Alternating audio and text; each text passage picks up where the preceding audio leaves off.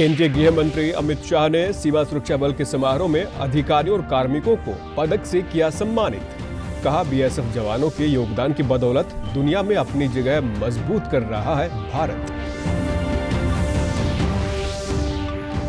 स्वास्थ्य मंत्री अनिल विज ने कहा, कोविड-19 की तीसरी लहर की आशंका को देखते हुए कोरोना के मानक नियमों का सख्ती से पालन करवाने के लिए हर जिले में गठित होगी कमेटी।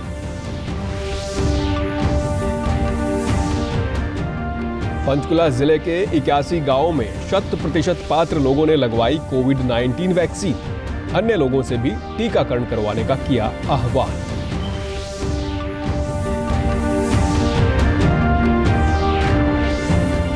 और राष्ट्रव्यापी टीकाकरण अभियान के तहत देश में अब तक कोविड टीकों की दी गई लगभग 40 करोड़ खुराक। प्रदेश में भी 1 करोड़ 4 लाख से अधिक लोगों ने करवाया वैक्सीनेशन। नमस्कार, मैं सुरेंद्र कुमार। अब समाचार विस्तार से। केंद्रीय गृह मंत्री अमित शाह ने आज विज्ञान भवन में आयोजित बीएसएफ के 18वें अलंकरण समारोह में सीमा सुरक्षा बल के अधिकारियों और कार्मिकों को पदकों से अलंकृत किया। गृह मंत्री ने राष्ट्रीय सुरक्षा में शहीद हुए बीएसएफ के बहादुर जवानों की शहादत को नमन किया। उन्होंने कहा कि लोकतंत्र के अपनाए हुए रास्ते पर देश विकास कर रहा है और बीएसएफ जवानों के योगदान की बदौलत भारत दुनिया के नक्शे पर अपनी जगह मजबूत कर रहा है। पूरा देश मानता है कि आप सजग बनकर अहर्निश देश की सीमाओं की सुरक्षा कर रहे हैं। आपके नाम मात्र से ही दुश्मन के दिल दहल जाते हैं। ऐसी ख्याति और कीर्ति आप लोगों ने प्राप्त करी है। इसी के कारण आज देश लोकतंत्र के अपनाए हुए विकास के रास्ते पर आगे बढ़ रहा है और दुनिया के नक्शे पर निश्चित रूप से भारत अपना जो स्थान अब मजबूत कर रहा है। गृह मंत्री अमित शाह ने कहा कि 2022 से पहले हमारी फेंसिंग में एक भी गैप नहीं रहेगा, क्योंकि ये गैप ही घुसपैठ को बढ़ावा देता है। उन्होंने कहा कि सरकार ड्रोन के खिलाफ अपनी स्वदेशी तकनीक के साथ इस चुनौती से निपट लेगी। किसी का आशा नहीं होगा गैप छोड़ना, मगर 200 किलोमीटर की फेंसिंग आप ठीक से बना देते और बीच में 1.5 किलोमीटर का गैप रह जाता है, तो 200 किलोमीटर की फेंसिंग का सुरक्षा की दृष्टि से इतना उपयोग नहीं है। गैप्स को फिलअप करने के लिए भारतीय जनता पार्टी की नरेंद्र मोदी सरकार ने हर एक जगह पे गैप्स को ढूंढकर जहां बात करनी थी, जहां संवाद करना था, कुछ अड़चनें थी, कुछ एडमिनिस्ट्रेटिव अड़चनें थी, कुछ पड़ोसी देशों से बातचीत करनी थी, सारी अड़चनों को दूर कर मैं आपको भरोसा दिला सकता हूं कि 2022 के पहले हमारी फेंसिंग में कोई भी गैप नहीं रह जाएगा। प्रदेश के राज्यपाल बंडारू दत्तात्रेय ने पदभार संभालते ही प्रदेश को अपराध मुक्त और नशा मुक्त बनाने की दिशा में काम शुरू कर दिया है। राज्यपाल ने राजभवन में पुलिस विभाग की अपराध कानून एवं शासन शाखा के महानिदेशक से बात करते हुए कहा कि पुलिस विभाग प्रदेश में महिलाओं पर अपराध रोकने के लिए हर संभव कदम उठाए ताकि हरियाणा पूरी तरह अपराध मुक्त व नशा मुक्त हो। राज्यपाल बंडारू दत्तात्रेय ने आज राजभवन कार्यालय परिसर का दौरा किया और कार्यालय के सभी शाखाओं में कार्यों की जानकारी ली। इसके अलावा मुख्य सचिव विजय वर्धन ने राज्यपाल से मुलाकात कर उन्हें राज्य की प्रशासनिक व्यवस्था के बारे में बताया। स्वास्थ्य मंत्री अनिल विज ने कहा है कि कोरोना की तीसरी लहर की आशंका को देखते हुए सभी जिलों में कोरोना के मानक नियमों की सख्ती से पालना करवाने के लिए कमेटी बनाई जाएगी। इसके अलावा बाजारों और सार्वजनिक स्थानों पर भीड़ ना हो, इस पर निगरानी रखी जाएगी। इसके लिए सभी जिला उपायुक्तों को निर्देश जारी कर दिए गए हैं। देखिए, हमने सभी जिला अधिकारियों को आदेश जारी किए हैं कि वो सिविल और पुलिस के अधिकारियों की कमेटियां बनाकर जहां जहां पर भीड़ है उन पर नज़र रखें और जो हमने एसओपी जारी की है उसकी सख्ती से पालना कराई जाए। हरियाणा विधानसभा के डिप्टी स्पीकर रणबीर गंगवा की कार पर हमले के बाद किसानों पर एफआईआर दर्ज होने के मामलों पर प्रतिक्रिया व्यक्त करते हुए गृह मंत्री ने कहा कि देश का कानून सर्वोपरि है। यह कानून किसी के कहने से या फिर धरने से नहीं चलता। देश का कानून सर्वोपरि है और वो कानून ना मेरे कहने से चलता है, ना किसी के कहने से चलता है, ना किसी के धरने से वो विचलित होता है, ना किसी की धमकियों से विचलित होता है। तो कानून तो अपने ढंग से ही चलेगा, इन बातों का कोई असर नहीं पड़ता। पंचकुला जिले के कुल 81 गांव में 100% कोरोना टीकाकरण हो चुका है। इसमें भी प्रदेश के एकमात्र पहाड़ी क्षेत्र मोरनी हिल्स में सर्वाधिक 68 गांव में टीकाकरण हो चुका है। पंचकुला की सिविल सर्जन डॉक्टर मुक्ता कुमार ने बताया, पहाड़ी दुर्गम क्षेत्र मोरनी में यातायात साधनों व इंटरनेट की सुविधाओं का अभाव है। इन गांव में पहुंचना, लोगों को प्रेरित करना और टीकाकरण करना बड़ी चुनौती रहा। उन्होंने बताया कि आशा वर्कर्स, एएनएम व आंगनबाड़ी वर्कर्स ने इंटरनेट सुविधा के अभाव में पंजीकरण भी स्वयं किया। पॉपुलेशन उनकी एक बार कवर हो गई है और उसमें ज़्यादातर जो गांव हैं वो मोरनी के हैं। पीएचसी मोरनी में जो करते हैं उसमें 68 गांव मोरनी के हैं और मोरनी पे हमने ज़्यादा फोकस इसलिए भी किया शुरू में क्योंकि मोरनी बहुत हार्ड टू रीच एरिया में आता है और मुझे लगता है कि वहाँ की पॉपुलेशन को हर तरह की हेल्थ फैसिलिटी या और कोई फैसिलिटी लेने में मतलब थोड़ा डिफ़िकल्टी होती है। तो हमारा फोकस ये रहा कि हम मोरनी को पहले कवर करें। उनकी काउंसलिंग की है। आशा वर्कर्स के थ्रू हमने अप्रोच किया है गांव के लोगों को कि भाई आप बताइए हमारे को, आप टीकाकरण से किस प्रकार से आप टीकाकरण से डर रहे हैं। कई लोगों ने बताया कि जी बुखार आ रहा है, हमारे को थकान होती है। हमने उनको बताया कि पानी का सेवन ज़्यादा करें, प्रॉपर रेस्ट करें और प्रॉपर अपने टीकाकरण करवाएं। टीकाकरण करवाने के बाद लोगों ने बताया कि शुरू में टीका लगवाने में डर लग रहा था, फिर चिकित्सकों, एएनएम, आंगनबाड़ी और आशा वर्कर्स के समझाने पर सभी ग्रामवासियों ने टीकाकरण करवाया। आज मुझे बताते बहुत खुशी हो रही है कि हमारा गांव 100% वैक्सीन लग चुकी है और हमारी डॉक्टर पूजा ने इसमें हमारा बहुत साथ दिया। तो हमें कोई भय नहीं था उस टाइम। तो जो ये डॉक्टर साहब हैं, डॉक्टर पूजा हैं और डॉक्टर मीनू हैं, इन सब ने हमारे को पहले ही बताया था कि इससे कोई ख़तरा नहीं है, कोई डर नहीं है, कोई साइड इफ़ेक्ट नहीं है। पहले थोड़ा सा तो हमें दिल में भय आया था थोड़ा सा, लेकिन डॉक्टर पूजा और उनके सभी साथियों ने हमें प्रेरित किया कि नहीं, इंजेक्शन, और आशा वर्कर सभी ने बोला कि नहीं ये लगवाना चाहिए। जैसे ही बीमारी बढ़ी तो हमारे दिल का डर भी थोड़ा दूर हो गया कि अगर हम इंजेक्शन लगवाएंगे तो ज़्यादा बेस्ट रहेगा। हमें सब वैक्सीनेशन हो गई है। इससे हमें ये लगता है कि हमारे गांव में कोई कोरोना का मरीज़ हो ही नहीं सकता, ना ही आएगी।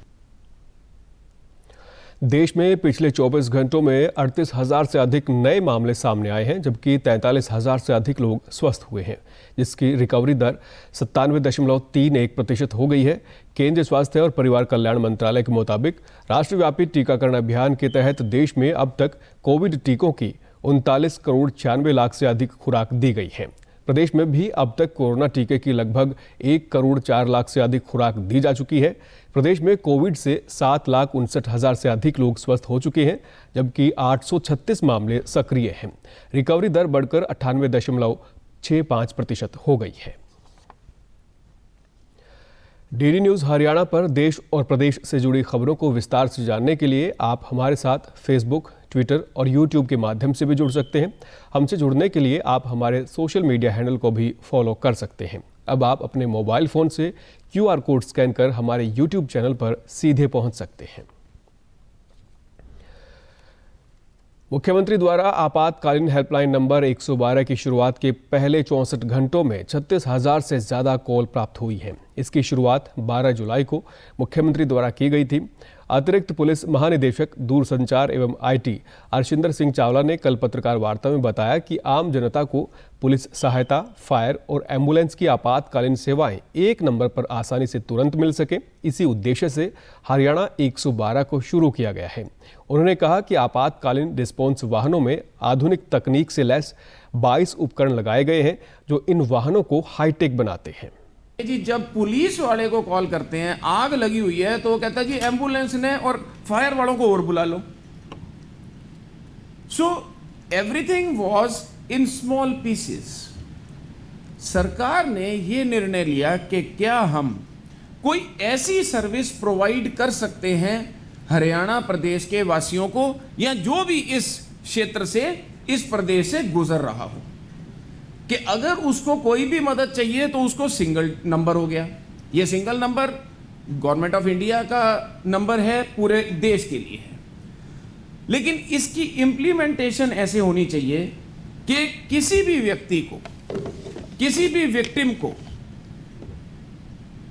इमीडिएटली हेल्प और सपोर्ट दी जाए।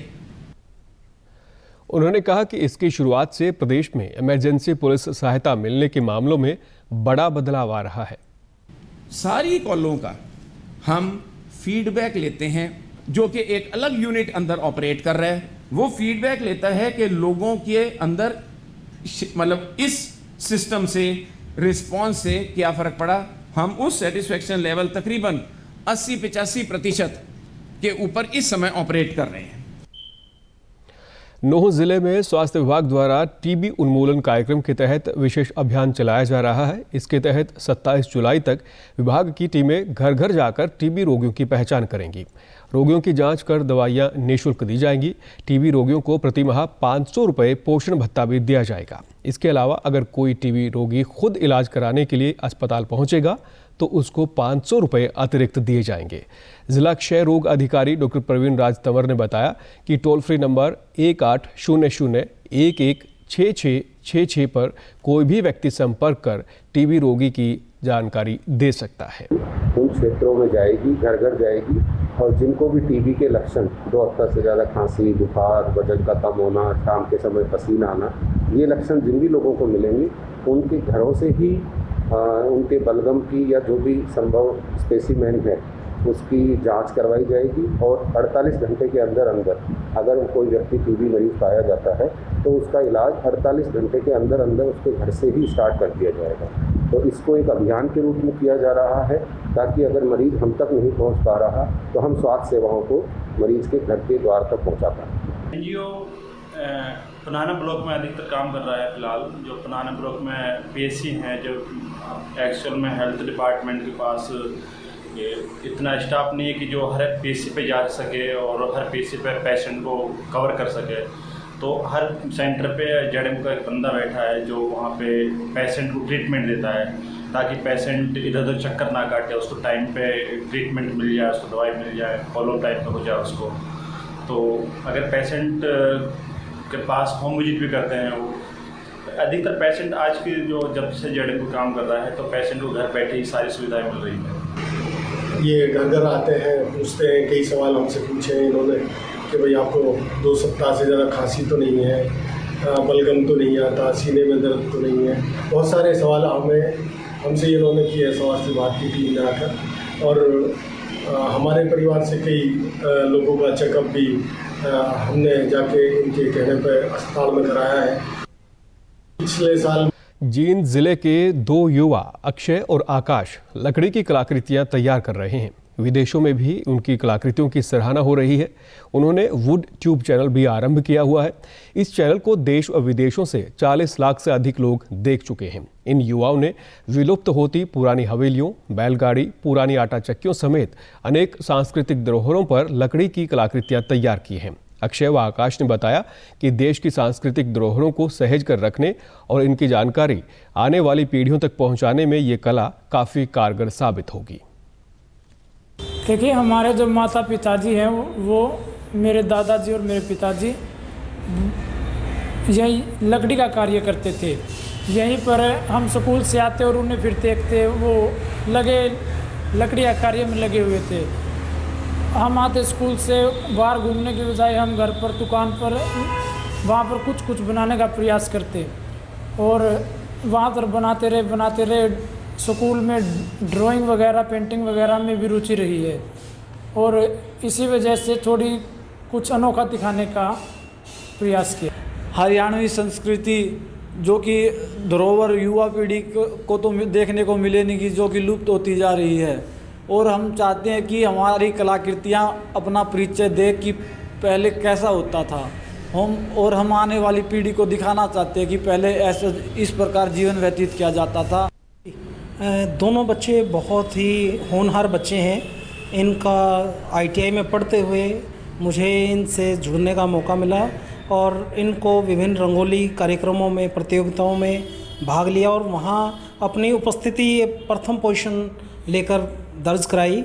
और तभी मुझे महामहिम राष्ट्रपति, भूतपूर्व राष्ट्रपति अब्दुल कलाम जी के कहे शब्दों अनुसार याद आता है। वो कहते थे, दरिया बन डुबोना तो बड़ा आसान है, मज़ा तो जब आएगा जब आप जरिया बन किसी को पार उतारेंगे। इसी बात को ध्यान में रखते हुए प्रयास रहता है कि इन बच्चों को जल्द से जल्द अच्छे से अच्छा प्लेटफॉर्म मुहैया कराया जाए ताकि ये हमारे जींद जिले का, हरियाणा प्रदेश का और अंत में इस बुलेटिन के मुख्य समाचार एक बार फिर। केंद्रीय गृह मंत्री अमित शाह ने सीमा सुरक्षा बल के समारोह में अधिकारियों और कार्मिकों को पदक से किया सम्मानित। कहा, BSF जवानों के योगदान के बदौलत दुनिया में अपनी जगह मजबूत कर रहा है भारत। स्वास्थ्य मंत्री अनिल विज ने कहा, कोविड-19 की तीसरी लहर की आशंका को देखते हुए कोरोना के मानक नियमों का सख्ती से पालन करवाने के लिए हर जिले में गठित होगी कमेटी।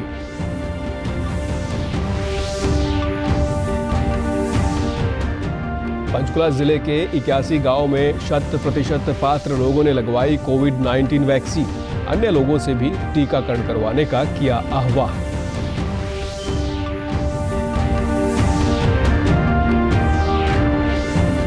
और राष्ट्रव्यापी टीकाकरण अभियान के तहत देश में अब तक कोविड टीकों की दी गई लगभग 40 करोड़ खुराक।